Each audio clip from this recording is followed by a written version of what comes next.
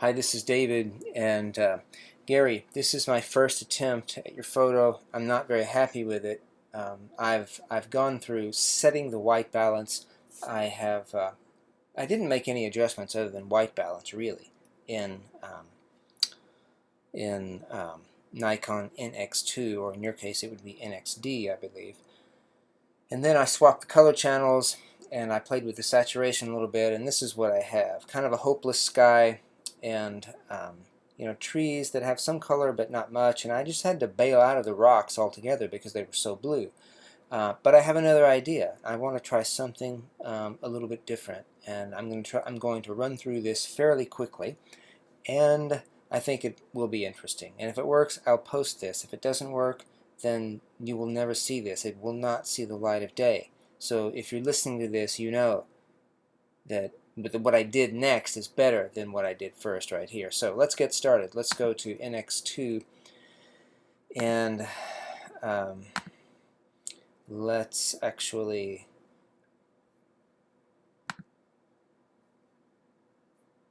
how tedious. I'm going to go here, and here's your photo actually, right here. This is your original photo, and I will drag it down, and I'll drop it right on top of NX2, and it'll open it.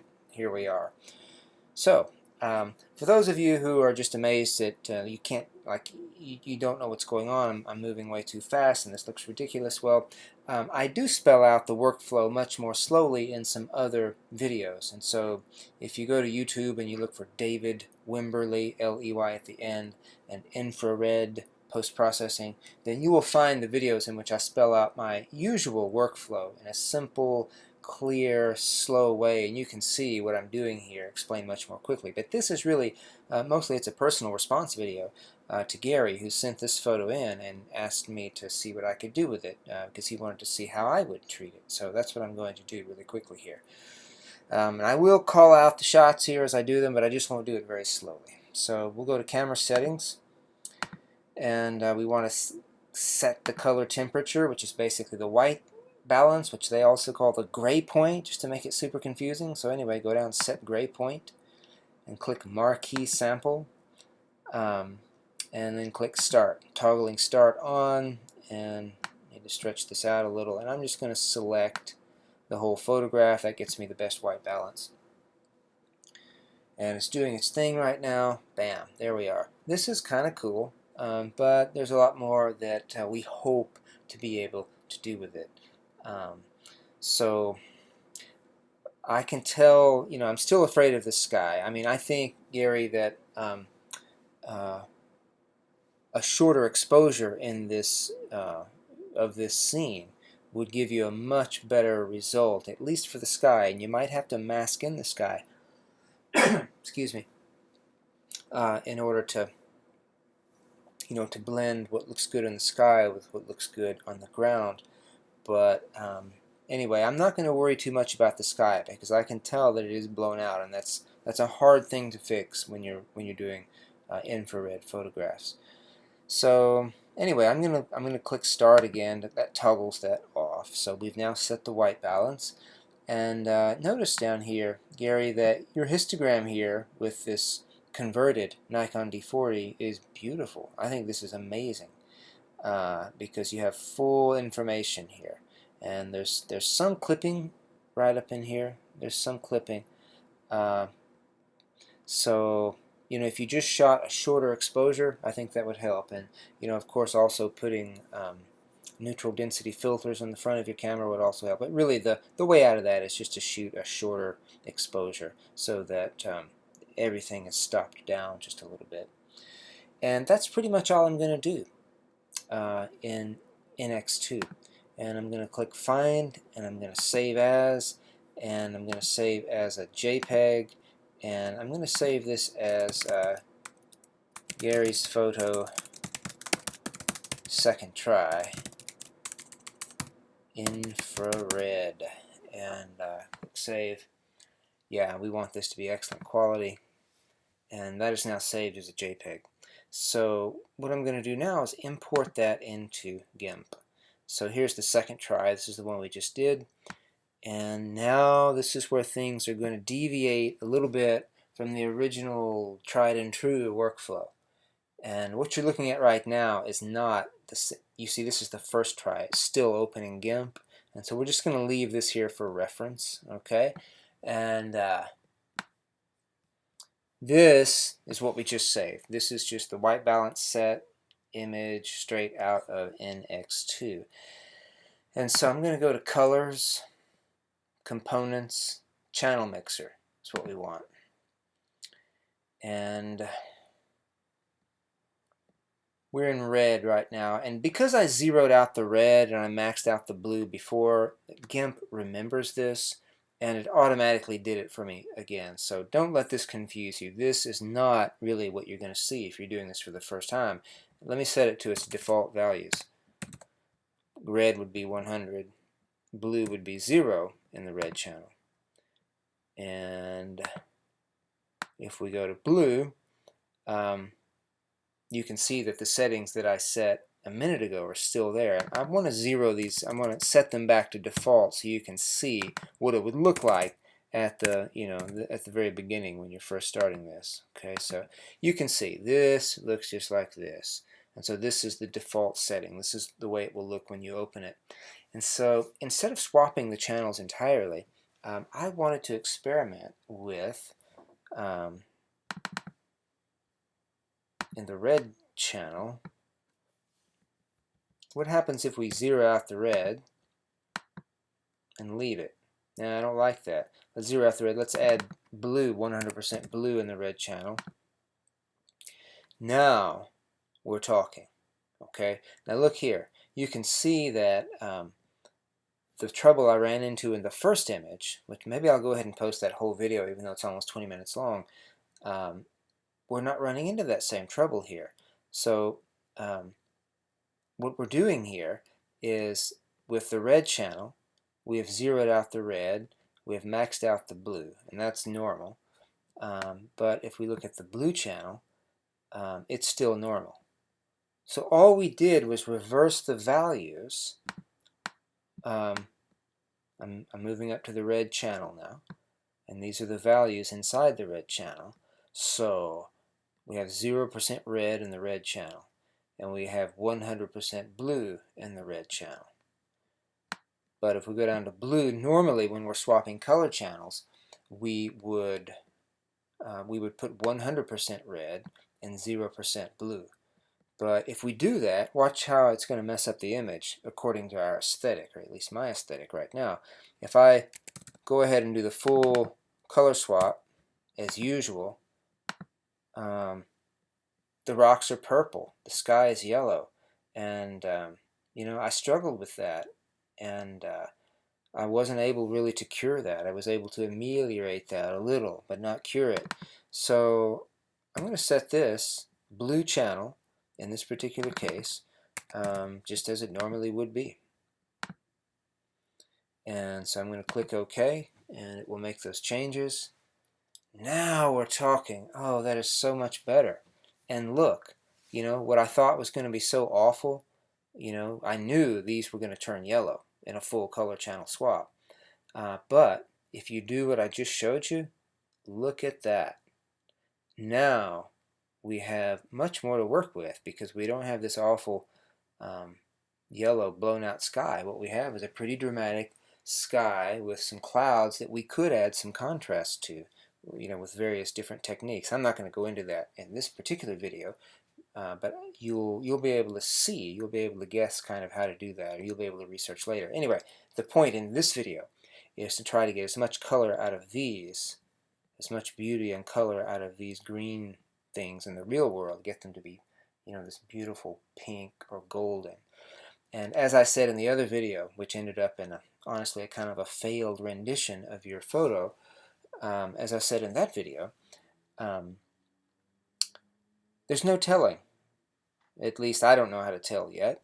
And it's not always easy to tell, I think, whether the colors you're going to get are going to be golden or kind of purplish. I've seen them both in my unconverted Nikon D40. So don't assume just because you're seeing pink that you're never going to see gold and yellow, because I've seen both. It depends on, there's some sort of quality of the light and of the tree that you're shooting. And I don't know what that is. I have heard that the more photosynthesis happening in a tree, the brighter the color. And so there must be other, the quality of the light, maybe the angle of the light to some degree, and the quality of the leaf, the surface of it, how much light is able to penetrate, how much is reflected. All of this, must affect the colors that you're seeing. So anyway, the point of all this is just to reassure you that if you're seeing this color and you prefer golden, don't worry, you're going to be able to get a golden color, I feel very sure. It just depends on the circumstances and the subject matter. So having said all that, let's try to bump up the color in these. And to do that, we'll go to Colors, and let's go to Hue and Saturation. And first, let's just click on the master right in the middle, and let's just turn up the saturation and everything. And that looks pretty cool, except that the sky is a little too green, in my opinion. So I'm going to put the master back down, the master slider, and instead I'm going to click on magenta, and I'm going to turn that up, and we have a lot of nice magenta in there. And I'm going to click on red and turn that up. Does that make any difference at all? I don't think it does. About blue.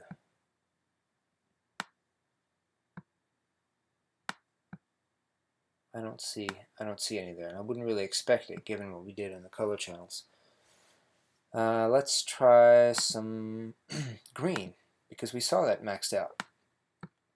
There is green in the sky, and if you like that, then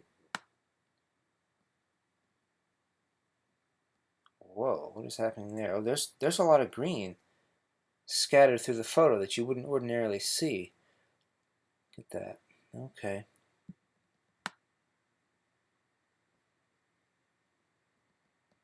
I'm going to zero these both out.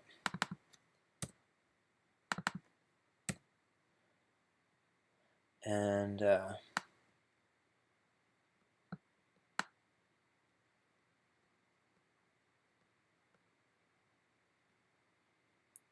oh, how tedious. Okay, there we go. There's a 0. And that's close enough. That's 1. And just for what I like, I want to turn the green all the way out. And so you have kind of a black and white sky. And look, there's some sort of lichen on the rock, which is experiencing some photosynthesis, it looks like. And it turned rather magenta as well. So let's go back to the magenta. We totally turned it all the way up. And no matter what we do, we're still going to see the magenta in the rock. And I don't know, I think that's kind of interesting. So I like this image much, much better than the one with the full color channel swap. So there is something new that I've learned, is that sometimes it's appropriate to not do the full color channel swap.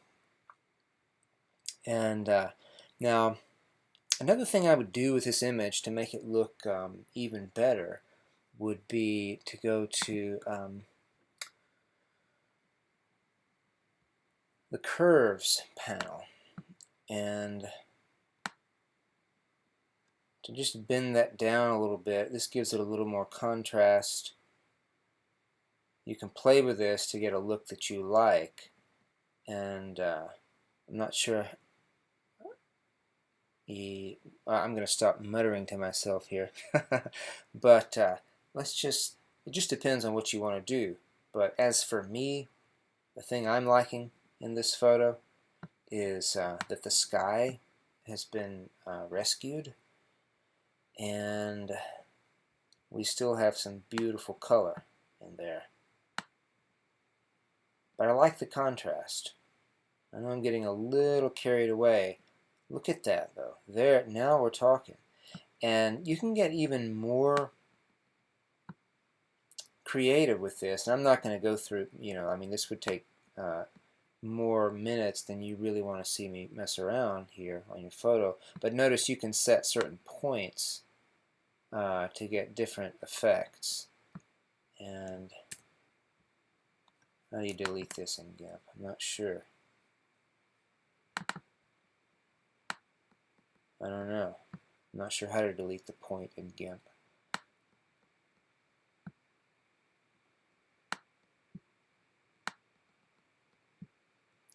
So anyway, that's what I would do if this were my photo. I would just sort of give it a little contrast, very dramatic sky up there, and you know, some glowing light here. And there are other things you could do in Lightroom, or you know, with other tools. Like I would bring down a kind of a graduated filter on the sky a little bit to give it a little more drama. And I would probably try in Lightroom to turn up the luminescence here just a bit. That may be possible in GIMP, but I don't know how to do it in GIMP. That's what I would do. And I feel happy. I feel good. I almost thought this was, you know, a lost cause photograph, and then it just occurred to me, what if we didn't do the full color channel swap? There we are. That is a very dramatic photograph. I like it. I like it a lot. And I want to make 2 suggestions. And, you know, you take them or leave them. This is up to you. This is what I would do if I were there shooting. I would move until the angle of the light was, you know, closer to, I mean, at least 90 degrees, and probably less than 90 degrees. I've gotten a lot of my best shots with the sun right behind me in infrared photography. But it looks like here, like this may be high noon just about. Maybe that's what made this kind of tough. But it looks like the light may be coming from up here and just kind of, I don't know, it's hard to tell. Like it's hitting these rocks and coming down. Maybe it's coming down right down this way. But anyway, there is some shadow sort of on the front of these trees, whereas if there were no shadow on the front of the trees, like if the light was behind you, more or less. I mean, I know that's overhead right now, but if it were sort of behind you and overhead and shining down on these trees, then they would be glowing much brighter. And so that's one thing I would suggest is, you know, experimenting with the angle of light as you shoot. And the second thing I would suggest would be, and you probably already have done this, you just sent me one photo, but you probably have a full bracket, you know, like some shot at shorter exposures. And I think a shorter exposure would do this scene pretty well because there's plenty of light left on the bright spots of these trees. So if you had the angle right, and if you had the exposure shorter, you would still have plenty of light on the trees, and yet your sky would not be, I wouldn't even say it's blown out right now, but in, you know, when we did the full color swap, it would have been totally blown out.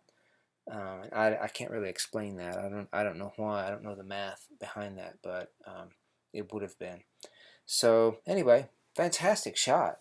Congratulations on the conversion of your D40. This makes me want to go ahead and get my D3100 converted. I'm excited. This looks good, and that's a new technique that we've learned. It's certainly new to me. It's where you just zero out. You just kind of switch the values of only one color channel. You don't switch the values of the other one. All right, great. Well, thanks for writing, Gary, and you know, I look forward to hearing from you again, seeing other photos. Be sure to link me to your finished photos when you post them somewhere.